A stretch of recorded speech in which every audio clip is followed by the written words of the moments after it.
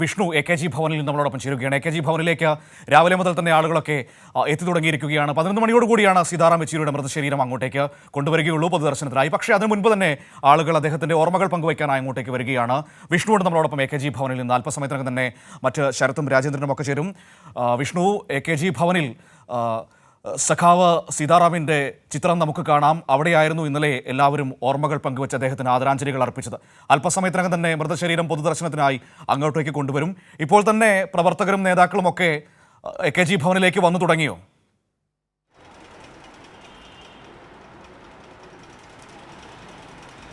മനു, തീർച്ചയായിട്ടും രാവിലെ മുതൽ തന്നെ AKG ഭവനിലേക്ക് പാർട്ടി ആസ്ഥാനത്തേക്ക് ആളുകളൊക്കെ തന്നെ എത്തിച്ചേർന്നിട്ടുണ്ട്. അവരുടെ പ്രിയ സഖാവിനെ അവസാനമായി ഒരു നോക്ക് കാണുന്നതിന് വേണ്ടിയിട്ടാണ് ആളുകളൊക്കെ തന്നെ ഇങ്ങോട്ടേക്ക് എത്തിച്ചേരുന്ന സാഹചര്യമുള്ളത്. ഇവിടെ പൊതുദർശനത്തിനുള്ള എല്ലാ സജ്ജീകരണങ്ങളും ഇപ്പോൾ പൂർത്തിയാക്കിയിട്ടുണ്ട്.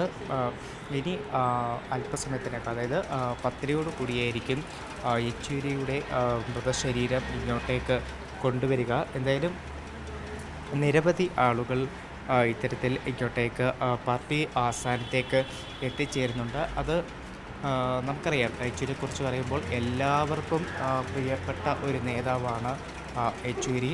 അതുകൊണ്ട് തന്നെയാണ് ഞാൻ നേരത്തെ പറഞ്ഞതുപോലെ നിരവധി ആളുകൾ ഇങ്ങോട്ടേക്ക് എത്തിച്ചേരുന്നത്. കേരളത്തിൽ നിന്ന് പോലും നിരവധി ആളുകൾ ഇങ്ങോട്ടേക്ക് വരുന്നുണ്ട്. ഞാൻ നേരത്തെ പറഞ്ഞതുപോലെ പ്രിയ സഖാവിനെ അവസാനമായി ഒരു നോക്കെങ്കിലും കാണുന്നതിന് വേണ്ടി ഇവരും കേരളത്തിൽ നിന്നാണ്. ഇന്നലെ രാത്രിയോടുകൂടി ഞാൻ പറഞ്ഞതുപോലെ പ്രിയ സഖാവിനെ അവസാനമായി ഒരു അന്തിമോപചാരം അർപ്പിക്കുന്നതിന് വേണ്ടി എത്തിയതാണ്. കേരളത്തിൽ നിന്ന് ഇന്നലെ എങ്ങനെയാണ് എത്തിയത്? രാവിലെ ഞങ്ങൾ ഏതാണ്ട് 1 മണിയോടുകൂടി പുലർച്ചെ എയർപോർട്ടിലെത്തി. യെച്ചൂരി മരിച്ച സമയത്ത് അറിഞ്ഞ ഉടൻ തന്നെ വല്ലാത്തൊരു പ്രയാസമായിരുന്നു. കാരണം നമ്മളൊക്കെ വിദ്യാർത്ഥി സംഘടനാ പ്രവർത്തനവുമായി ബന്ധപ്പെട്ട് പ്രവർത്തിക്കുന്ന സമയത്ത് തന്നെ യെച്ചൂരി ഇന്ത്യയിലെ അറിയപ്പെടുന്ന വലിയ നേതാവാണ്. അപ്പോൾ യെച്ചൂരിയുടെയൊക്കെ നമുക്ക് എന്തുകൊണ്ടോ SFI പ്രവർത്തനത്തിനൊക്കെ ഭാഗമായിട്ട് ഭയങ്കര ഒരു ആരാധനയായിരുന്നു. അപ്പോൾ യെച്ചൂരി മരിച്ച സമയത്ത് നമുക്ക് സ്വാഭാവികമായിട്ടും വല്ലാത്തൊരു താല്പര്യം തോന്നി, ഒന്ന് കാണണം എന്നുള്ളത്. അപ്പോൾ അതിൻ്റെ ഭാഗമായിട്ടാണ് നമ്മൾ വന്നത്. അപ്പോൾ പെട്ടെന്ന് ടിക്കറ്റൊക്കെ എടുക്കാൻ അതിൻ്റെ സാമ്പത്തിക പ്രയാസമൊക്കെ അറിയാമല്ലോ.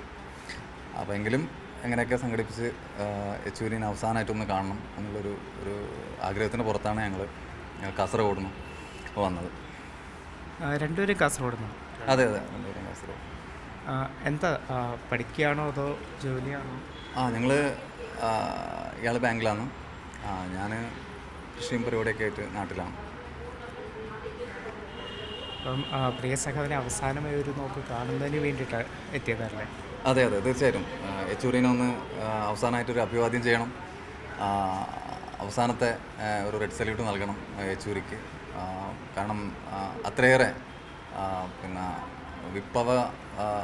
വിപ്ലവകാരികളെ ആകെ പ്രചോദിപ്പിക്കുന്ന ഒരാളാണല്ലോ സഖാവ് യെച്ചൂരി. അപ്പോൾ കേരളത്തിലൊക്കെ വന്ന സമയത്ത് ഞങ്ങൾ കണ്ടതാണ്. അയാൾ സഖാവ് അഖിലേന്ത്യാ സെക്രട്ടറി ആയ സമയത്ത് കുമ്പളയിൽ വന്നിരുന്നു ഒരു പരിപാടിയിൽ പങ്കെടുക്കാനൊക്കെ വേണ്ടിയിട്ട്. ആ സമയത്തും കാസർഗോഡൊക്കെ വന്നു കഴിഞ്ഞാൽ ഞങ്ങളെപ്പം കാണാറുണ്ട്. ഇപ്പോൾ ഏറ്റവും ഒരു 4 മാസം ചെറുക്കളത്തൊന്ന് വന്നിട്ടുണ്ടായിരുന്നു. ആ സമയത്ത് കണ്ടതാണ്.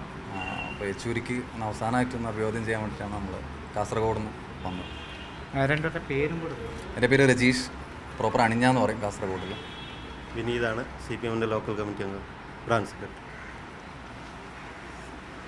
മനു, അപ്പോൾ അത്തരത്തിൽ തന്നെയാണ് ഇങ്ങനെ നിരവധി ആളുകൾ, അത് വിവിധ സംസ്ഥാനങ്ങളിൽ നിന്ന്, കേരളത്തിൽ നിന്ന് മാത്രമല്ല വിവിധ സംസ്ഥാനങ്ങളിൽ നിന്നും സാധാ പ്രവർത്തകർ പോലും അവരുടെ പ്രിയ സഖാവിന് ഒരു അന്തിമ അഭിവാദ്യം അർപ്പിക്കാൻ വേണ്ടി ഇങ്ങോട്ടേക്ക് എത്തിക്കൊണ്ടിരിക്കുകയാണ്.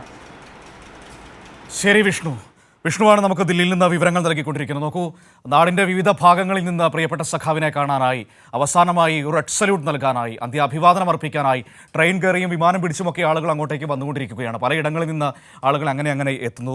ഏറ്റവും പ്രധാനപ്പെട്ട കാര്യമെന്ന് പറയുന്നത് രാജ്യതലസ്ഥാനമാണ്. അതുകൊണ്ട് തന്നെ സുരക്ഷാ പ്രശ്നങ്ങളൊക്കെ ഉള്ളതുകൊണ്ട് നമ്മുടെ നാട്ടിൽ കാണുന്നത് പോലെ ആ ഒരു രീതിയിലുള്ള ഒരു നടപടികൾക്ക് അവിടെ പറ്റില്ല. പക്ഷേ പരമാവധി ആളുകൾക്ക് അദ്ദേഹത്തെ അവസാനമായി ഒരു നോക്ക് കണ്ട് ഒരു അന്ത്യാഭിവാദനം അർപ്പിക്കാനുള്ള സൗകര്യം ഒരുക്കാനാണ് ശ്രമിച്ചുകൊണ്ടിരിക്കുന്നത്. അതാണ് നമുക്കവിടെ കാണാൻ കഴിയുന്നത്.